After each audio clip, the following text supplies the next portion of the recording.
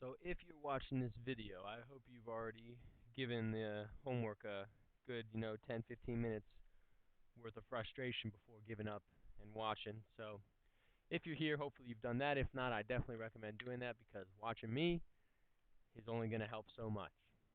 So, number one, first thing we want to do is look and see if we have any identities or cofunction relationships or negatives, and we have none. So the next step is always to put things in terms of sine and cosine. So I'm going to have 1 over cosine is secant all over sine x over cosine x plus cosine x over sine x. So looking at this, anytime you have some sort of addition here in the denominator, you're going to want to get a common denominator. So the way you do that is by multiplying this right term here by sine x over sine x. So what that is going to do is give me a common denominator of sine x cosine x. So over here now I need cosine x. So I'm going to multiply by cosine x over cosine x. And the reason we can do this is because we can multiply anything by 1 and keep the same problem.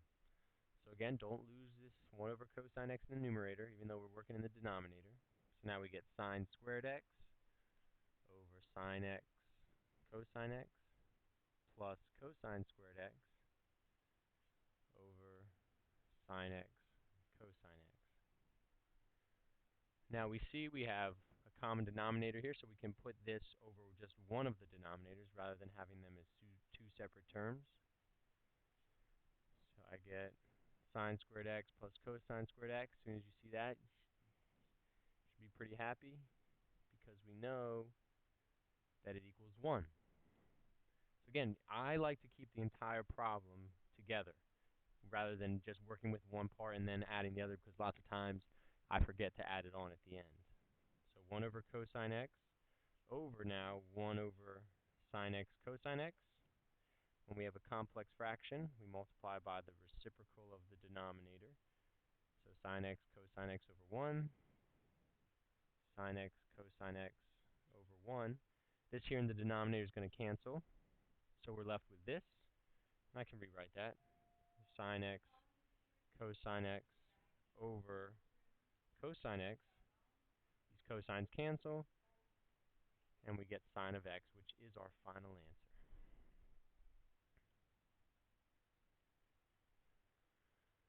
For number 2, again, look for identities. I don't see any. Look for cofunction or negative angles. Don't see any. So we just go right ahead and put things in terms of sine and cosine. So cotangent is going to be cosine squared x over sine squared x times sine squared x. Again, if we're working with fractions, just put that over 1 plus sine squared x over cosine squared x. And here we have cosine squared x, so I'm going to put that over 1 just to keep things nice and clean. And you'll see on the left side my sines cancel.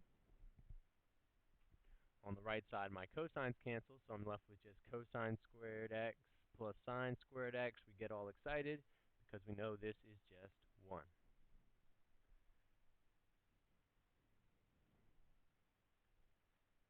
Next one. Don't see any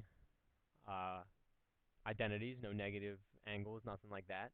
So I'm going to go right ahead and put this in everything in terms of sine and cosine. So I'd get sine squared x over cosine squared x equals 1 over cosine squared x over 1 over sine squared x.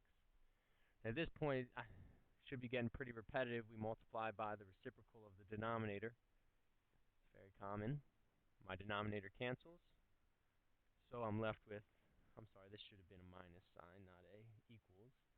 So I'm left with sine squared x over cosine squared x minus now sine squared over cosine squared.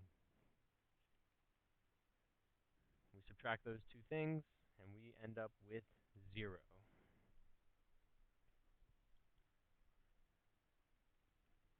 For number 4, again, just like I've said in the past, the first thing we want to do with these types of problems is distribute. So I get cotangent x, tangent x, plus cotangent x, sine x. Now this is very important. We notice that these are reciprocals, so we know that they cancel out. But when they cancel out, they don't just disappear. We have to have a 1 as a placeholder to know that it existed. We don't want to forget about it. Okay? So cotangent becomes cosine x over sine x. Again, when I'm multiplying by just sine x, I want to put it over 1. Those cancel, and I get 1 plus cosine x. And we can't really get any simpler than that, so I'll just leave it there. That's number 4. Go on to number 5. Here, again, no identities, no cofunction, no negative angles.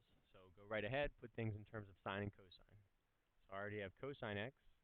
That's over 1 over cosine x plus sine x over 1 over sine x.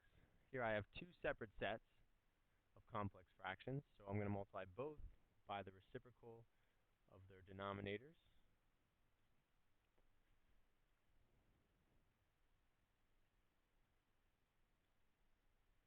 Both denominators cancel, so I'm left now with cosine x times cosine x, which is cosine squared x, sine x times sine x, sine squared x, and lucky for us, we know that equals 1. Alright, last one here for today. Sine squared over cosine squared. We could leave it like that, but we also know that that equals tangent squared x, and just for the sake of this problem, I'm going to go ahead with that. Here again, I see that these are reciprocals, so they do cancel, but I have to have that 1 as my placeholder. If we look back at our identity sheet, we see that tangent squared x plus 1 is secant squared x. So I hope these problems are starting to get easier for you. If you're working hard doing all these problem sets, they should be.